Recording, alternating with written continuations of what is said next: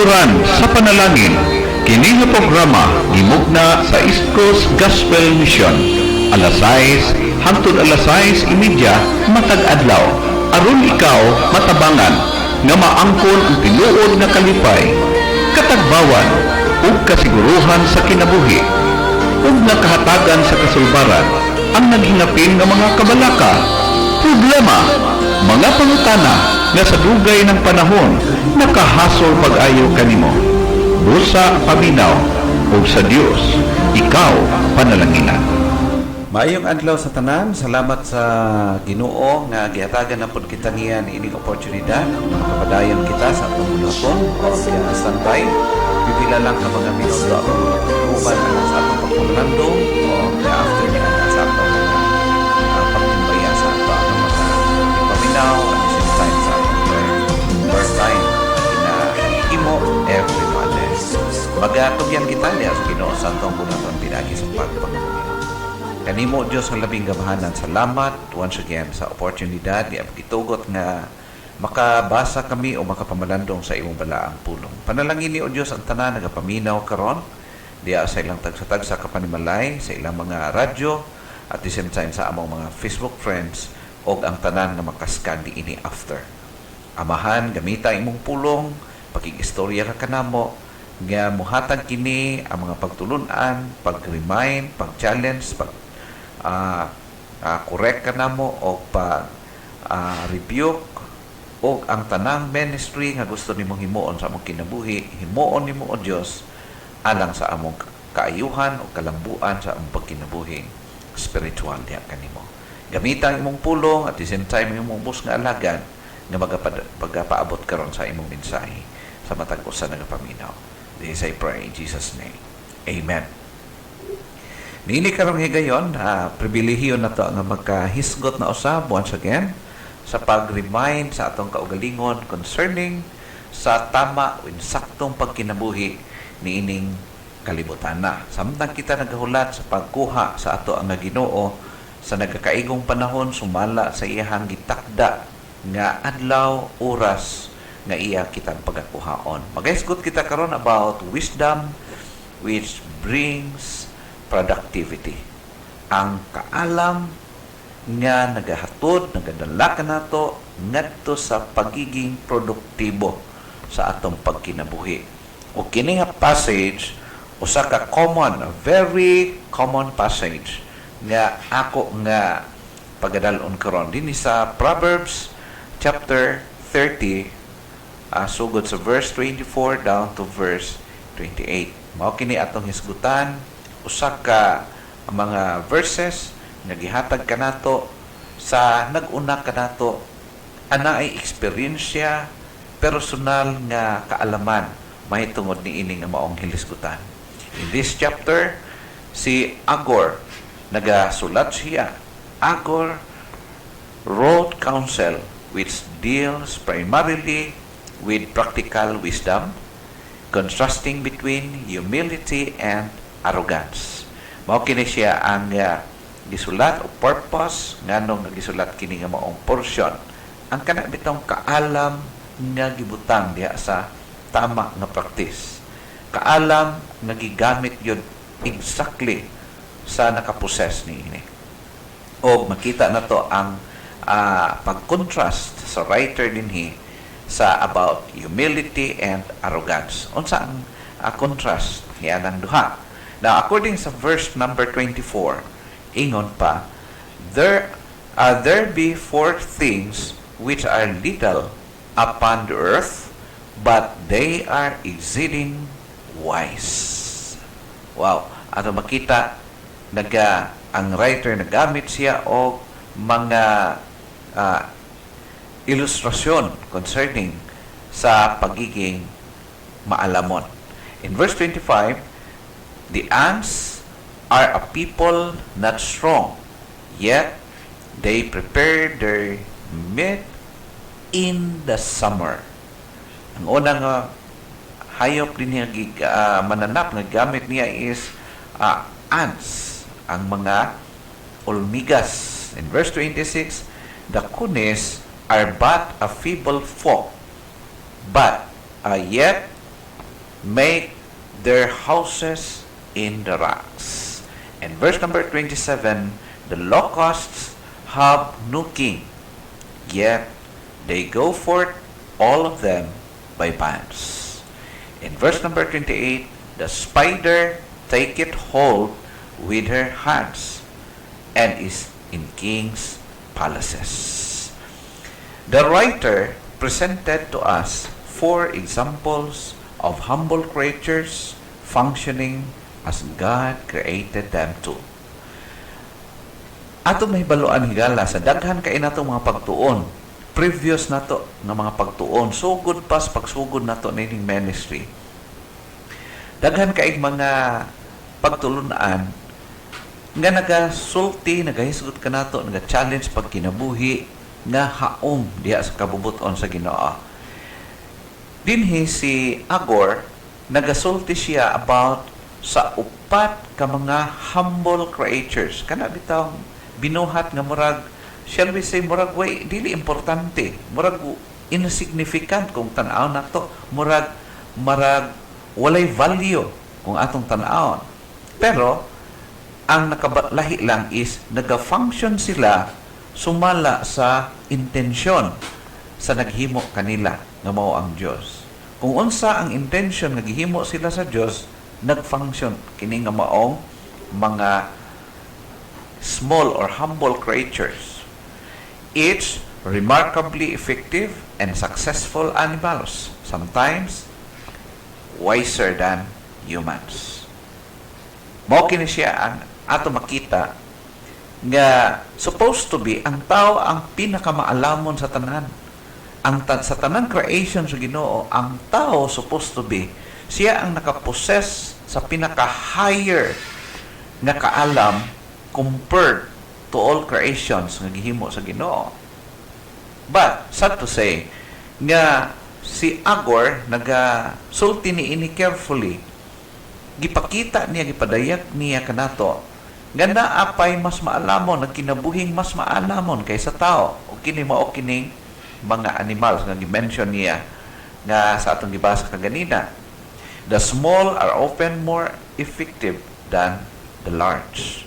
Usahay nagunahuna man gud kita nga ang dako mao gyud ang kanunay mas effective o mas winner. Pero dili din na mao ang tinuod nga ang realidad. Tungod kay dili sa kanunay ang dagko mao ang successful o madaugon. Dili ang tanang maalamon sa tawhanon nga paglantaw nga mao ay tinuod nga maalamon sa kanunay. No. There are times nga dili kana mao ang realidad. The small are often more effective than the large. Now, aside ni ana ato makita, ang challenge para kanato is to be wise and productive. Mao kini siya ang purpose nganong gisulat kini ni Agor aron nga kita nga mga nagasunod maging maalamon o gamiton ang kaalam nga mahimong produktibo ang atong pagkinabuhi. The question is, how to be wise and productive? According sa verse 25, nagaingon ang pulong sa Ginoo, the ants are a people not strong, yet they prepare their meat in the summer. Ang ulmigas, bisan ang bata, maka-observe. Kung imo ka nang tamakan ang ulmigas, wala gid na sila'y bukog. Even ang ilang brain, dili nimo makitaan, dili nimo ma-identify. Kay gamay kaayo siya, o daw walay significant. Dili kayo importante. In fact, ato lang na silang ginadagbalan. Pero ato makita, sila creators sa Ginoo nga dili man strong, dili man jud kaayo matawag nato sa atong mata murag excellent nga pagkabinuhat, pero ato makita ang ilang pagkamaalamon. Samtang anaay panahon, wala pa moabot ang summer, naga-prepare sila sa ilang future, sa ilahang ugma. Being industrious. Makita na to nga ang ulmigas dinhi, gipakita niya ang tinuod nga pagkakugihan, ang tinuod nga aplikasyon sa tinuod ng pagkamaalamon. Being industrious. Makita na to na during sa ting-init, ang kining Olmigas, nagahimo gid sila sa tanang effort. Wala sila gausik-usik sa panahon. Ang ilang gihimo, gigamit nila ang ilang panahon aron makagather sila og mga pagkaon aron nga ilang mapreparar para sa ting-ulan, sa coming nga ting-ulan. No? The ants are very weak, and yet they are very industrious in gathering proper food and have a strange sagacity to do it in the summer, the proper time. Dili sila pag ting-ulan na, tag-ulan na, tumakita nga Olmigas, nagtago na sila, dili nakabasta-basta makakita sa ilaha. Pero panahon sa ting summer, ting init, makita na to nga kining mga mananapa, magkalat, mao na nga usahay makapamaak sa ato kay matamakan man nato sila, masaktan sila. O ang atong mga usik, atong mga pagkaon ilang ginahipos panahon sa ting-init. Pag abot sa ting-ulan, naa na sila enough nga or sufficient na supply tong alang sa ilang tanan. This is so great, a piece of wisdom that we may learn of them to be wise for futurity. Nagasulti ka nato, nagatudlo ka nato sa pag-apply sa tinuod nga kaalam nga samtang layo pa ang ginatawag nato nga ting-ulan sa kinabuhi. Naka-prepare na kita ahead of time in preparation sa atong kanang umaabot, no? Atong future. We should be futuristic sa ato ang pagpanlantaw. Especially ikaw nga Kristohanon, kita nga mga Kristohanon, not only sa spiritual nga bahin kita naga-prepare, but also even sa ato ang physical, sa ato ang pagkinabuhi. Kaya nga naman, sa atong kinabuhi, baya, muna ingon ni King Solomon, ingon siya nga, naagyoy, nagkadaiya, specific nga mga panahon alang kanato. Naay panahon sa kalipay, naay panahon sa kasakit, naay panahon sa pagkahimugso, naay panahon sa pagkamatay, naay panahon sa maayong panlawas, napoy maayong panahon nga dili maayo atong panlawas. It means we need to prepare para niining tanang klase nga sitwasyon sa atong kinabuhi. According sa Proverbs chapter 6 verse 9, how long will you lie there, O sluggard? When will you arise from your sleep? Hangtod ka no sa aka magsigligid-ligid sa imong higdaanan, ikaw ang tapulan, sluggard. Hangtod ka no sa aka mo bangon gikan sa imong pagkatulog. Sa ato makita din nga concern ang Ginoo sa ato nga mga attitude o kinaiyahan sa atong pagkinabuhi. Ginapukaw, ginadasig ang mga tapulan, ginapukaw ang mga hingatulog. So kailangan mulihok. The ants know the time of their opportunity and make the best of it. Kung imong tanawon ang mga Olmigas, nakabalo sila asa ang pinaka-peak sa opportunity. Kung ila ka nang gipahimuslan, ilang gigamit, gihimo nila ang pinaka-best para sa ilang preparation para sa coming nating ulan. They build homes on elevated or safe areas. Labi na kung dinhi sa bukid-bukid higala, maka-observe jud ka nga panahon hapit na gani ang ting-ulan. Makita nimo kining mga Olmigas magpanon pertin daghana, magbalhin sila kung ang ilahang balay panahon sa ting-init na sa low area, ilan ang ibalhin ngadto sa mga elevated areas. That's why makita nimo nga anong daghan makig Olmigas kay nag-transfer na sila in preparation para sa kaming ting-ulan nga di gid maabtan ang ilang Pinoy-anan. They have instinct of knowing times. Makita nato, wa man sila kalendar, wala man sila giimbento nga mga aparatos o mga gamit, mga teknolohiya nga makadetect kano sa mag-ulan, kano sa magting-init, pero naa sila instinct Gitagaan sila sa Ginoo nining capability nga makabasabot sila, makabalo sila nga ang atong panahon nagakausap. Kung ang tao nakadetect man sa ginatawag na tong climate change, ang mga ulmigas, kabalo pod sila ni ana. Even walay nagtudlo kanila. Gibutang kana sa Ginoo sa ilaha as kaalam aron magamit nila nga sila pod ma-preserve sa ilang mga pagkinabuhi. They planned well for the future. Nakabalo sila unsa ang dapat himuon para sa ilahang kaugmaon.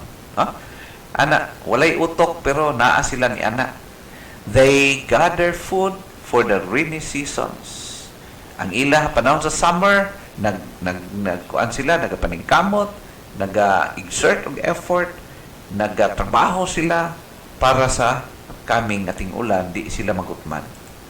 Now, according to verse 25, ato makita the ants are a people not strong, yet they prepare their meat in the summer. Makita na to ang ulmigas, gipakita niya ang practical wisdom. Nga tungod kay naamang giting ulan, so panahon sa ting-init, nag-prepare sila para nga dili sila mamangamatay panahon sa ting-ulan. Di man sila pwede magawas-gawas panahon sa ting-ulan kay maanod man sila, gagmay man kay sila. Isa lang katulo sa ulan, wa na. Maanod na sila, ana. Gamayng baha, gamayng tubig, wash out ang ilang Pinoy-anan kung di nila i-prepare ahead of time. Sa Pilipinas, makabalo man tanong nga naay mga duha ka mga seasons sa atong country. Unsa man kaning mga seasons, gitawag dry season and rainy season. According sa mga naga-tuon ini, naay panahon sa ting-init, naay panahon sa ting-ulan. So dapat ang nagpumuluyo sa Pilipinas, dapat kabalo siya ni ana o nakaprepare siya ahead of time para sa coming ating ulan. Human seasons in this life. Dili lang ang Pilipinas na ay seasons nga gina-look forward o ginabantayan. Kita pod ng mga tao mismo na atay ginatawag seasons sa atong kinabuhi. Unsa man kini? Na gitawag good season, bad season, abundance, na crisis, na morning, na evening sa atong kinabuhi. Therefore, we should be put into practice atong kahibalo, kay mas bright tanta. So atong andamon, atong pangandaman kana, kay moabot man ginang ginatawag nato og bad season, na crisis, og na evening. Kana bitaw murag moabot ang panahon nga naagid ta sa apiki nga sitwasyon sa kinabuhi. And what to prepare para sa mga katawhan, Christians? We need to prepare our eternity. Prepare your eternity. Una gyud, pinaka-priority, i-secure ang imong kalag. Siguruha kung sakali maabot ang kamatayon. Sure ba ka nga dito gyud sa gingharian sa Ginoo? We need to prepare our eternity. Kung ikaw higala di pa kakabalo kung asa ka padulong human sa imong kamatayon, I think naa ka sa pinakadakong panginahanglan and you need to be prepared for it. Prepare your eternal investments. Usahay, grabe na itong pagpaningkamot, madato tan ing kalibutan na, pero nakaligtaan na to ang tinuod nga preparasyon nga dapat ay ang atong pag-invest diya sa buluhaton sa Ginoo much more compared sa atong investment ni ining kalibutan na. We need to prepare good living. Of course, dili man nagpasabot nga kung nag-alagad ka sa Ginoo, dibutado ka sa pagbuhat sa bulaton sa Ginoo nga pabayaan nimo imong panginabuhi. No, it's not. Just like sa ulmigas, naga-prepare siya. Ang dapat preparahon, i-prepare na siya daan in good term. Sa tama nga pamaagi. Nga nang dili nimo ma-live out ang buluhaton o pagpangalagad sa Ginoo. You need to be balanced. Dili nga focus na lang ka sa panginabuhi, nakalimtan nimo ang Pangginoo, napabayaan nimo ang Pangginoo. Hinumdum mo na to nga ang Ginoo ang pinaka first priority sa atong kinabuhi, secondary na lang kining tanang mga butang. But we need to be prepared for it. Prepare your family's needs. So kailangan preparahon ang panginahanglan sa atong pamilya. Dili pwede nang pabayaan, kay that is our responsibility, not only as human being but as God's children.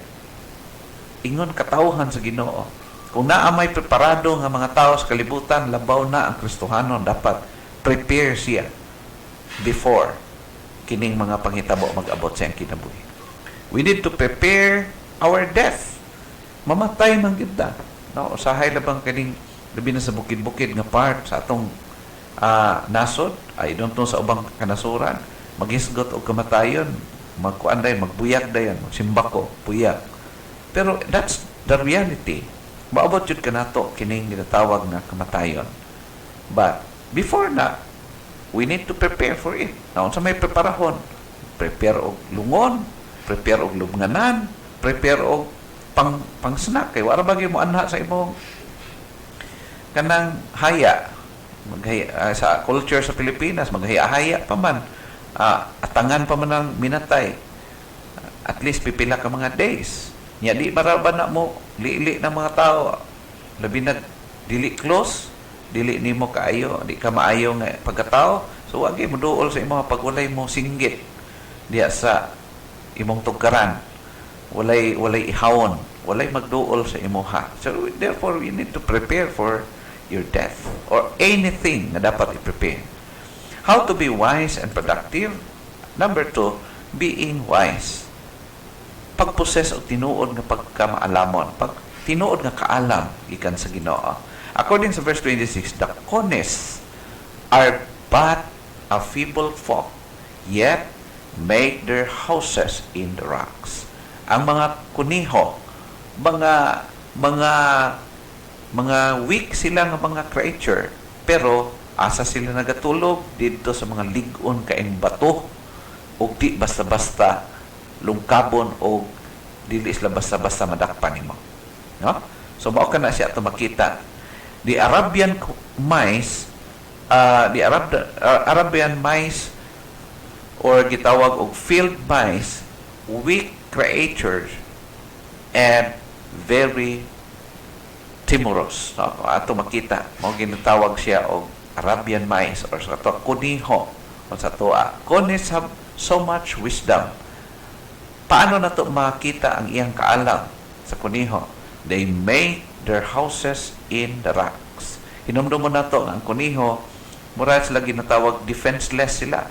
Wala sila'y depensa sa ilang kaugalingon panahon nga naay mga prey na ay mo attack sa ilaha. Wala. So therefore, parang safe sila, dito sila nagtukod o nagpuyo sa mga ligon kaing bato. Gi-apply nila ang ilang kaalam. Wa man tay mahimo ani kung atakon kita sa kalaban, so therefore magtago ta sa pinakaligon nga bahin sa earth. No, mo siya. They are well guarded. Layo pang kalaban, nakadetect na sila nga naay kalaban ug papalapit, no? Mo kana siya to makita, well guarded kay sila. Their feebleness makes them take shelter in those solid higher ground or higher rocks. So ato makita mo kana ang reality sa mga kuniho. Kung gusto ka manakop og kuniho, halabong kaga sa ang ilang gipuy-an. They are very hard to be captured. Dili man sila, defenseless man sila, pero lisod kay nimo madakpan kay ano man, mga wise kay sila. According sa Psalm chapter 104 verse 18, the high hills are a refuge for the wild goats and the rocks for the conies. Ang mga ligong bato alang sa mga kuniho. Ang mga high hills dito sa taguanan sa mga wild goats. How to be wise and productive? Number 3, being disciplined. Not only na industrious ka, kugihan ka dapat, dili lang maging maalamon yun ka, kung dili ka tulo, being disciplined. Na kay ginatawag o disiplinado na klaseng kinabuhi. According sa verse 27, the locusts have no kings, yet all of them march in rank. Ang mga tawag ni kaning locus, kaning dulon, kung sa ubang mga term, dulon sa Bisaya, kanang murag apan-apan siya, nga kusog kay bangaon og mga green leaves nga mga tanom. Locus, wala sila'y hari, pero makita nimo sila ang ilang pagka-organisado. Organize kay sila. Nagbiyahe sila, nagalupad sila in rank. Way mabilin sa ilaha. Nagagrupo gid sila pagmulakaw. So, ato makita ang ilahang mga abilidad. They shows discipline, guidance, and or order sa ilahang pagkinabuhi. Disiplinado gyud. Kung asa padulong ilahang giilang leader, musunod silang tanan o walay mo simang sa ilaha. Dili parehag tao nga imong gaidan, musupak og lahi ang ilahang padulngan. Instead, mo-obey, musunod unsay order. So makita na to sa mga locus nga kuyaw kay sila og epekto ang ilang presensya, makita tungod sa ilang discipline, sa ilang nga guidance, dali silang pasundon sa leader, and then order ang ilang nga pagkinabuhi. Once nga mo attack sila, ay hurot yun na, di na nilabiyaan pag napay green nga mahibilin diha nga area. How to be wise and productive? Number 4, being simple. Be simple. According to verse 28, the spider taketh hold with her hands, or with her hands, and is in king's palaces. Ang spider, ang damang, ginadakop lang ni mga bata, ginahimong kalingawan nila, pero not realizing nga ang mga spider, wa man sila gyoy, di man ginato sila makita nga kuan gyud nga creature, pero kaya nilang mapuyo dito sa palasyo, puloy-anan sa mga hari nga dili kaya himuon sa ordinary nga mga tao. Sama ka na siya higala. The spider, makita na to. The spider or the lizard lives in king's palaces. Boneless sila, way bukog. Ang lawa or ang spider, wala siya bukog, pero kuyaw kaing puloy-anan, nindot kaing mga palasyo. Ang lizard, creature siya nga weak, pero dito po nagapuyo. Makita mo sila dito sa puloy-anan sa mga kings. Spiders and lizard, they have no wings to fly. Wala man sila pako na makalupad sila. They are easy to catch and to be crushed. Pwede sila pislaton, patyon. Walay gamit nga mga gamit, no? Pwede rin mo tamakan, pwede mo pasaon. Pero, kuyaw kay sila. They are undefensive. Wala sila kakayahan nga mo depensa silang kaugalingon. Yet, they have earnestness of right practice. Makita na to ang ilahan nga pagkamalamon. According to verse 28, the spider taketh hold with her hands and is in king's palaces. Like the ant, laying up treasure in heaven, providing for death and eternity. As Christian, ikaw karon nagapaminaw, makakuha tag lesson sa Masa Olmigas nga dapat mag-prepare kita sa atong future, sa atong eternity. Atong preparahon not only kining kinabuhi but also ang second life, especially like the cone, making the rock her refuge, safety and security sa atong pagkinabuhi. Like the locusts, moving forward, a mighty army in battle array. Be obedient and be prepared sa paghimo sa tama. Like the lizard or the spider, active in movement, holding the truth and dwelling in the palace of the great King. Brothers and sisters, hinaot pa nga ang mensahe nga itong nadunggan karon, magamit nato sa pagkinabuhi ni ining kalibutan, magkinabuhi kita mag-possess ni ining makaalam nga naghatod ka nato sa pagiging produktibo sa pagkinabuhi, pag-alagad nato sa Ginoo at the same time sa atong pagkinabuhi ni ining kalibutan. We should be balanced. I-practice na to ang dapat i-practice. Daghang salamat o dalaygon ang Diyos sa paghatag niya kanatong oportunidad. Magaampo kita, Amahan, salamat sa imong pulong. Panalangini ang tanan naminaw karon. In Jesus' name. Amen.